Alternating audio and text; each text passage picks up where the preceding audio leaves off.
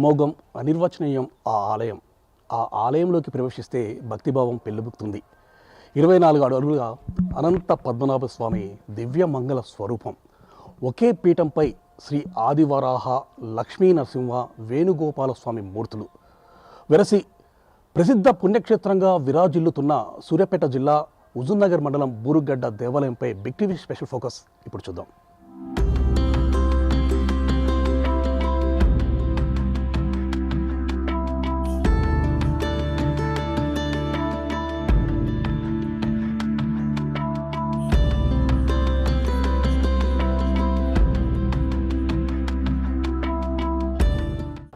మనం ఇప్పుడు చరిత్ర ప్రసిద్ధి చెందినటువంటి సూర్యాపేట జిల్లా హుజూర్నగర్ మండలం బూరుగడ్డలో ఉన్నటువంటి ఆలయంలోకి ప్రవేశించడం జరిగింది. ఎంతో మహిమాన్వితను ఈ యొక్క ఆలయం తనలో ఇముడ్చుకుందని చెప్పవచ్చు. 2000 సంవత్సరాల క్రితం ఏర్పాటు చేసినటువంటి స్వామి అనంత పద్మనాభ స్వామి విగ్రహము, అదేవిధంగా ఒకే పీఠంపై ముగ్గురు దేవతామూర్తులు ఆదివరాహ స్వామి, శ్రీ లక్ష్మీనరసింహ స్వామి, వేణుగోపాల స్వామి, ఈ ముగ్గురు దేవతామూర్తులు కూడా ఒకే పీఠంపై ఉంచబడినటువంటి ఆలయంగా ఇది కీర్తింపబడుతుంది. ముఖ్యంగా ఈ యొక్క ఆలయ విశిష్టత ఏంటి అనే విషయాలు ఆలయ ఈవోని అడిగి తెలుసుకున్నాం. సార్ చెప్పండి, ప్రజెంట్గా 2000 సంవత్సరాల క్రితం ఈ యొక్క అనంత పద్మనాభ స్వామి యొక్క విగ్రహాన్ని ఇక్కడ ప్రతిష్ఠించారని చెప్తుంది. ఈ యొక్క విశిష్టత ఏంటి? జై శ్రీమన్నారాయణ.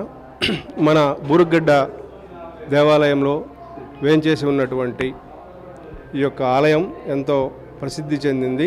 కాకతీయుల కాలం నాటిది. మనకి ఈ ఆలయానికి రాగానే మొదటిగా మనకి క్షేత్రపాలకుడైన ఆంజనేయ స్వామి వారిని దర్శిస్తారు. అట్లానే తర్వాత క్యూ లైన్లో వచ్చేసి మన ఇక్కడ చూస్తున్నటువంటి అనంత పద్మనాభ స్వామి వారు 2000 సంవత్సరాల క్రితం ఇక్కడ వేంచేపినట్లుగా మనకి ఆధారాలు ఉన్నాయి. తర్వాత మనకి ఈ యొక్క అనంత పద్మనాభ స్వామిని వ్రతం కూడా చేస్తారు. భాద్రపద శుద్ధ చతుర్దశి రోజున ప్రతి సంవత్సరం కూడా స్వామివారికి విశేషంగా అనంత పద్మనాభ స్వామి వారికి మంచి విశేషంగా అభిషేకము, ఇంకా పూలాలంకరణ మొదలైన కార్యక్రమాలు చేస్తారు. ఆ తర్వాత మనం ముందుకు పోతే తర్వాత ఆళ్వార స్వాములు ఉంటారు.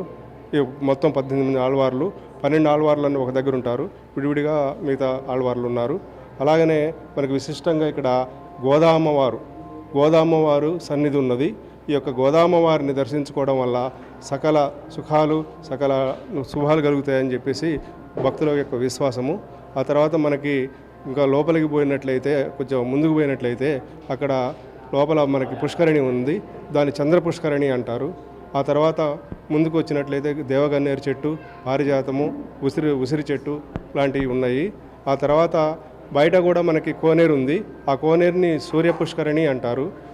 ఇక తర్వాత మనం ఏం చేస్తామంటే ఇవన్నీ పోయి వచ్చిన తర్వాత ఇక ఆలయ ప్రవేశం చేయటం అనేది జరుగుతుంది. ఆలయ ప్రవేశం కాగానే స్వామివారు 3 మూర్తుల్లో కనిపిస్తారు.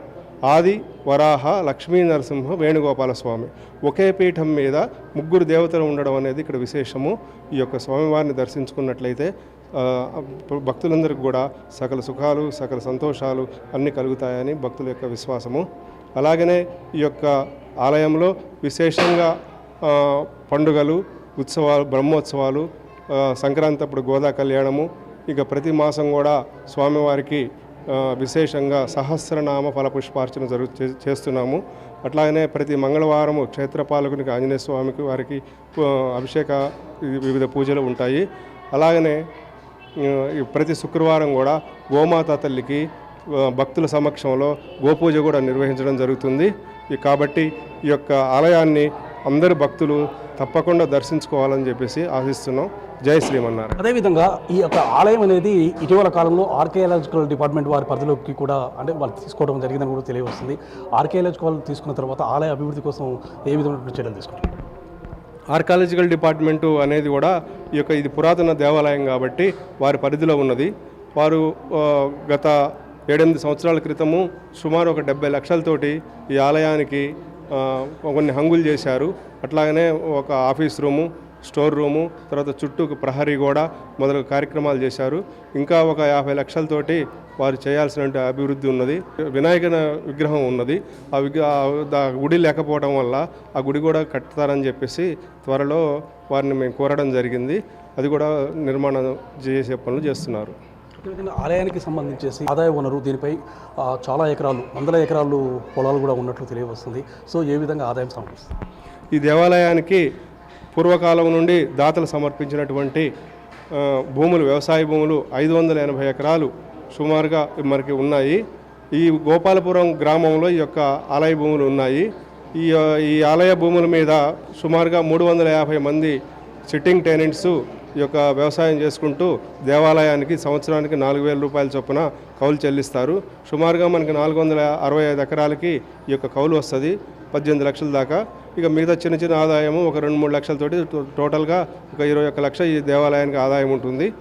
ఎంత దివ్యమంగళ స్వరూపంగా ఉన్నటువంటి యొక్క అనంత పద్మనాభ స్వామిని మనం వీక్షించవచ్చు. దాదాపు 24 అడుగులుగా ఈ యొక్క విగ్రహం అనేది ఉండడం జరుగుతుంది. అద్భుతంగా ఈ యొక్క విగ్రహాన్ని ఆనాడు ఉన్నటువంటి శిల్పులు అనేవారు చెక్కడం జరిగింది. చూస్తుంటే సజీవంగా ఆ స్వామివారు మనల్ని చూస్తున్నట్లు, మనం వీక్షిస్తున్నట్లు కూడా ఈ యొక్క విగ్రహాన్ని చూస్తే మనకు అర్థమవుతుంది. ఒక అద్భుతమైనటువంటి విగ్రహం, 24 అడుగుల విగ్రహం అనేది ఎక్కడ కూడా కనబడినటువంటి పరిస్థితి ఉండడం జరిగింది. ఆ తర్వాత మనము గురుమూర్తులు ఎవరైతే ఒకే పీఠంపై అధిరోహించి ఉన్నారో ఆ ఆలయంలోకి ప్రవేశించి ఆలయ విశిష్టత ఏంటి అనేది ఆలయ అర్చకుని అడిగి తెలుసుకుందాం. బురుగడ్డలో మహిమాన్విత క్షేత్రంగా విరాజిల్లుతున్నటువంటి ఆలయంలోకి మనం ప్రవేశించడం జరిగింది. ఆలయ విశిష్టత ఏంటి, ఆలయ స్థల పురాణం ఏంటి అనేది ఆలయ అర్చకులను అడిగి తెలుసుకుందాం. చెప్పండి, ఈ యొక్క ఆలయం యొక్క విశిష్టత ఏంటి? జై శ్రీమన్నారాయణ. ఈ గుడి అండి తెలంగాణ రాష్ట్రంలో సూర్యాపేట జిల్లాలో హుజున్నార్ మండలంలో బూరుగడ్డ గ్రామంలో వేయించేసి ఉంది. సూర్యాపేట నుంచి కరెక్ట్గా 45 కిలోమీటర్లు ఈ యొక్క దేవాలయము, హుజున్నార్ నుంచి 5 కిలోమీటర్లు. విశేషంగా ఈ దేవాలయానికి ముందుగా మనము క్షేత్రపాలకుడైన ఆంజనేయ స్వామిని దర్శనం చేసుకోవాలి. ఆంజనేయ స్వామి తర్వాత ఇక్కడ శ్రీ అనంతపద్మనాభ స్వామి విశేషంగా ఉన్నారు. ఈ అనంతపద్మనాభ స్వామి కేరళ త్రివేంద్రంలో, తర్వాత ఉర్లుగొండ అని చెప్పి రాజమండ్రి విజయవాడ దగ్గర దారిలో ఉర్లుగొండ అనంతపద్మనాభ స్వామి ఉంటారు. తర్వాత నెల్లూరులో, వికారాబాద్లో, తర్వాత మన బూరుగడ్డలో ఉన్నారు. ఎక్కడ పట్టినా ఎక్కడ చేసినా కూడా 10 అడుగులు 12 అడుగులే విశేషంగా. కానీ ఇక్కడ స్వామివారు పుట్టిన ప్లేస్లో అంటే కేరళ త్రివేంద్రంలో 28 అడుగుల స్వామివారు, ఇక్కడ 24 అడుగులతో విశేషంగా ఉంటారు. 24 అడుగులు కూడా స్వామివారిని 3 ద్వారాలలో చూడాలి. ఈ 3 ద్వారాలు కూడా మొదటి భాగంలో స్వామివారి యొక్క తలభాగం కనబడుతుంది, అంటే శేషపానుపుతోని తలభాగం కనబడుతుంది. రెండవ భాగంలో స్వామివారి యొక్క ఉదర భాగం అంటే పొట్ట భాగం కనబడుతుంది. మూడో భాగంలో మోకాల భాగం ఉంటుంది. విశేషంగా ప్రతాపరుద్ర మహారాజుల కాలంలో సత్రంబులన రాజు గారు ఈ యొక్క దేవాలయం అంటే కాకతీయ మహారుద్ర కాలంలో సత్రంబులన రాజు గారు 1172వ సంవత్సరంలో జ్యేష్ఠ శుద్ధ దశమి గురువారం రోజు స్వామివారి యొక్క ప్రతిష్ఠ అంటే శాల్మలీకంద ఆది వరాహ లక్ష్మీ నృసింహ వేణుగోపాల స్వామి దేవాలయాన్ని ప్రతిష్ఠ చేశారు. ముందుగా ఇక్కడ ఆల్వార్లను దర్శనం చేసుకోవాలి. ఆల్వార్ అనగా మనకి గురువు గారు అంటాం తెలుగులో. ఆల్వార్ తర్వాత ఇక్కడ గోదాదేవి అమ్మవారు ఉంటుంది, ఆండాలమ్మ తల్లి. ఈ గోదాదేవి అమ్మవారి దగ్గర సంతానం లేకపోయినా, పెళ్లిళ్ళు కాకపోయినా, ఇతరితర ఇతి బాధలు ఏదైనా సరే ఒకసారి అమ్మవారి దగ్గర చెప్పుకుంటే తీరదు లేదు అంటూ విశేషంగా ఉంటుంది. ఇంకోటి ఏంటంటే అమ్మవారు శ్రీవిల్లిపుత్తూరులో పుట్టిన ప్లేస్లో కూడా అమ్మవారి యొక్క భాగము మనకి చెంప భాగం వరకే కనబడుతుంది, అంటే ఒకవైపే కనబడుతుంది అనమాట. అమ్మవారు మనకెళ్ళి తిరిగి ఉంటుంది. కానీ ఇక్కడ విశేషంగా ఏంటంటే భక్తులకు అనుగుణంగా భక్తుల వైపు తిరిగింది దక్షిణముఖంగా. అంటే అమ్మవారిని చూసేటప్పుడు మనము ఉత్తరముఖంగా చూస్తాము, అమ్మవారి మనకెళ్ళేమో దక్షిణముఖంగా చూస్తాం అనమాట. అంటే విల్ పవర్ ఎక్కువ ఇక్కడంతా. మనం ఏదనుకున్నా కోరిక తీరడానికి కారణం ఏంటంటే అది విశేషం. తర్వాత ఇక్కడ 2 కోనేరులు ఉన్నాయి. బయట ఉన్న కోనేరేమో సూర్యపుష్కరణ అంటారు, లోన కోనేరేమో చంద్రపుష్కరణ అంటారు. ఇక్కడ దేవగన్నేరు చెట్టు, దాని పక్కన పారిజాత వృక్షం అని చెప్పి ఉన్నది. ఆ పారిజాత వృక్షం వచ్చేసేసి 946 సంవత్సరాల క్రితం అండి ఆ పారిజాత వృక్షము. ఆ 946 సంవత్సరాలు అని చెప్పి మా తాతల తరాల నుంచి చెప్పుకుంటూ వచ్చారు. కానీ ఇక్కడ మాత్రము ఆ పారిజాత వృక్షాన్ని పురావస్తు శాఖలు, ఈ టెంపుల్ అంతా పురావస్తు శాఖ వాళ్ళ కింది. ఆ పురావస్తు శాఖ వాళ్ళు వచ్చేసేసి దాని బెరడు తీసుకుపోయి 1000 years పైన అంటే 1100 సంవత్సరాల పైనే ఉంటుందన్నారు, కానీ తక్కువ అయితే ఉండదని చెప్పారు. విశేషంగా 12 దినుక స్తంభాల మధ్యలో ఏ పూజా కార్యక్రమం చేసినా ఆ యొక్క ఊరు సుభిక్షంగా అంటే ఎటువంటి గొడవలు లేకుండా సస్యామలంగా ఉంటాయి. నా వెనకాల 4 స్తంభాలు ఉన్నాయండి, సార్ వెనకాల 4 స్తంభాలు ఉన్నాయి, ఈ మధ్యలో 4 స్తంభాలు ఉన్నాయి. 12 ద్విముఖం అంటే ఎట్ని చూసినా 2 ముఖాలే కనపడతాయి అనమాట. చూడండి, ఎట్ని చూసినా కూడా 2 ముఖాలే కనపడతాయి. అంత విశేషమైన దేవాలయం గర్భాలయంలో. ఈ గర్భాలయంలో ఈ బొడ్డుబండ మీద విశేషంగా కొన్ని కార్యక్రమాలే చేస్తాం. అంటే ఇక్కడ ప్రతి నెల కూడా బహుళ ఏకాదశి రోజు సహస్రనామ ఫల పుష్పార్చనని, ప్రతి పౌర్ణమికి అభిషేకం అని చెప్పి, తర్వాత ఎవరికైనా ఆరోగ్యరీత్యా సమస్యలు కానీ, తర్వాత సంతాన సమస్యలు కానీ, ఇంకా ఇతరితర ఇతి బాధలు అయినా సరే ఒకసారి ఇక్కడ వచ్చి చెప్పుకున్న తర్వాత వారికి నరసింహస్వామిను ఆంజనేయ స్వామికి అభిషేకం చేస్తాం. అది కూడా విశేషంగా బొడ్డుబండ మీద కూర్చోబెట్టి అభిషేకం చేస్తాం. కాబట్టి ఏదనుకున్నా కూడా కోరిక తీరడానికి కారణం ఏంటంటే ఇక్కడ ఏకపీఠం మీద 3 ఉన్నారు. భృగు మహర్షి బూరుగు చెట్టు కింద తపస్సు చేశారు, భృగుగడ్డ అన్నారు. దాన్ని పిలవడం రాక బూరుగడ్డ అంటున్నారు అనమాట. శాల్మలీ కందాపురం అసలు ఊరి పేరు ఇది. ఆ శాల్మలీ కందాపురం ఎవరంటే అమ్మవారు. అయితే తెలుగులో అర్థం ఏంటంటే మనకి గురిచెలతో కూడుకున్న అమ్మవారు చల్లని తల్లి అని అర్థం అనమాట. అది దాన్ని మార్చేసి భృగుగడ్డగా మార్చారనమాట. తర్వాత వచ్చేసేసి శాల్మలీ కంద అంటే ఆది అంటే భూదేవి, వరాహస్వామి, లక్ష్మీదేవి, నృసింహస్వామి, వేణుగోపాలస్వామి ఏకపీఠం మీద ముగ్గురున్నారు. సింహాచలంలో ఫస్ట్ మెయిన్గా వెలిసిన స్వామి, ఆ తర్వాత కోనేరు పక్కన వరాహస్వామి, తర్వాత మన బూరుగడ్డలోనే మురుగు వరాహస్వామి ఉన్నారు. అసలు వరాహస్వామి చరిత్ర ఏంటంటే మనకి స్వామివారు భూదేవి అమ్మవారిని చాపలాగా చుట్టి నీళ్ళలో దాచిపెడితే వరాహస్వామి పంది అవతారంలో వచ్చి అమాంతం స్వామివారిని అమ్మవారిని పైకి తీసుకొని వస్తారనమాట. ఇక్కడ కూడా అలాగనే ఉంది. తన యొక్క పిరుపులు తన యొక్క తొడ మీద పెట్టుకున్నాడు, భూదేవి అమ్మవారిని భూమి మీద ఆనకుండా తన చేతిలో పెట్టుకున్నాడు. విశేషంగా ఇక్కడ ఉండటం కూడా అలాగనే ఉంది భూవరాహ స్వామి. ఆ తర్వాత లక్ష్మీ నృసింహస్వామి. లక్ష్మీ నృసింహస్వామి ఏంటంటే మనకి చాలా దేవాలయాలు ఉన్నాయి. ఫస్ట్ వచ్చేసి మనకి తెలంగాణలో యాదగిరిగుట్ట, మట్టపల్లి, వాడేపల్లి, వేదాద్రి, మంగళగిరి, మత్స్యగిరి, అహోబిలం చాలా ఉన్నాయి గొప్ప దగ్గర. ఎక్కడ పట్టినా కూడా ఒక కొండలలో వెలిచిందంటే నరసింహస్వామి విశేషంగా. అట్లా వరాహస్వామి నరసింహస్వామి నల్లటి రూపంలో కనబడతారు. ఇక్కడ వేణుగోపాల స్వామి ఎరుపుగా ఉంటాడు, చిన్నగా ఉంటాడు స్వామివారు. తర్వాత వరాహస్వామి నరసింహస్వామి సంబంధం లేకుండా ఒక పక్కకని ఉంటాడు అనమాట కొద్దిగా. కాబట్టి ఒరిజినల్ స్వామివారు వేణుగోపాల స్వామి. కాబట్టి ఇక్కడ సంతాన వేణుగోపాల స్వామి.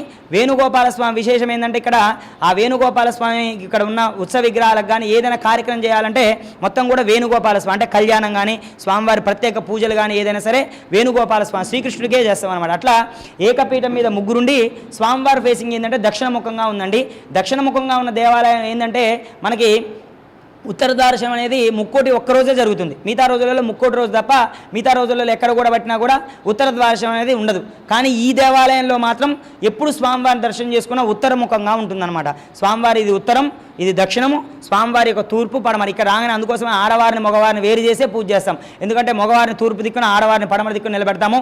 ఎందుకయ్య గారు మీకు అనుమానం రావచ్చు తూర్పు పడమరగా నిలబెడతాము ఎందుకని అంటే విశేషంగా తూర్పు పడమర కూడా మనం కూడా ఇంట్లో పూజ చేసుకునేటప్పుడు దేవుడిని ఈశాన్య మూలలో పెట్టి తూర్పు పడమరగా కూర్చోబెడతాం. తూర్పు దిక్కున స్వామివారిని పడమర దిక్కున స్వామివారు చూసేటట్టు పెడతాం. మనం కూర్చునేటప్పుడు తూర్పు దిక్కున కూర్చొని పూజ చేసుకుంటాం. ఎందుకంటే విల్ పవర్ మనం చేసుకున్న పూజ అనేది మనకు అందడం కోసం. ఈ స్వామివారికి 1172 సంవత్సరంలో జ్యేష్ఠ శుద్ధ దశమి గురువారం రోజు స్వామివారి ప్రతిష్ట ప్రతాపరుద్ర మహారాజులు కాకతీయుల కాలంలో ప్రతాపరుద్ర మహారాజు కాలంలో సత్రంబులన రాజు గారు ఈ గుడి కట్టించింది ఎవరంటే సామంతరాజు సత్రంబులన రాజు గారు ఈ యొక్క దేవాలయాన్ని విశేషంగా విష్ణు ఆలయం కట్టారు. అయితే కాకతీయుల కాలంలో ఎక్కువ శివుణ్ణి ఆరాధించేటోరు కాబట్టి ఆ విష్ణుమూర్తి ఎందుకు వచ్చారంటే ఆ ప్రతాపరుద్రుడికి సత్రంబులన రాజు గారు విష్ణు భక్తి ఎక్కువ, హరిభక్తి ఎక్కువ ఉండటం వల్ల ఆ యొక్క కాకతీయుల కాలంలోంచి శిల్పిని తయారు చేసి విష్ణు ఆలయాన్ని శివరూపంలోంచి విష్ణు ఆలయంగా చేసి శివాయ విష్ణు రూపాయ అని చెప్పి విశేషంగా ఈ దేవాలయం చేశారు. జై శ్రీమన్నారాయణ. ఇది ఆలయం యొక్క విశిష్టత. ముఖ్యంగా భక్తులకు నిత్యం కూడా కొంగు బంగారంగా వెలుగుంది. వారి యొక్క కోరికలు తీర్చేటటువంటి యొక్క దేవుడు వెలసిల్లాడని చెప్పేసి కూడా ఆలయ అర్చకులు చెప్తున్న పరిస్థితి ఉంటుంది. ముఖ్యంగా కాకతీయుల కాలంలో నిర్మితమైనటువంటి యొక్క ఆలయానికి సంబంధించేసి అనేక రకమైనటువంటి విశేషాలు కూడా ఉండడం జరిగింది. ఎక్కడ కూడా ఏ ఆలయంలో కూడా ఒకే పీఠంపై ముగ్గురు దేవతామూర్తులు మాత్రం దర్శనం ఇవ్వరు. కానీ ఇక ఆలయంలో మాత్రము ముగ్గురు దేవతామూర్తులు ఆ యొక్క ఒకే పీఠంపై మాత్రం దర్శనం ఇస్తూ ఉండడం జరుగుతుంది. ఆదివరాహ స్వామి, లక్ష్మీ నరసింహస్వామి, వేణుగోపాల స్వామి ఈ ముగ్గురు కూడా ఒకే పీఠంపై అధిరోహించడం మాత్రం ఈ యొక్క ఆలయ యొక్క విశిష్టత అని చెప్పేసి ఇక్కడ ఆలయ అర్చకులు చెప్తున్న పరిస్థితి ఉండడం జరిగింది. బూరుగడ్డ ఆలయం నుండి కెమెరా రవితో పుల్లారు, బిగ్ టీవీ.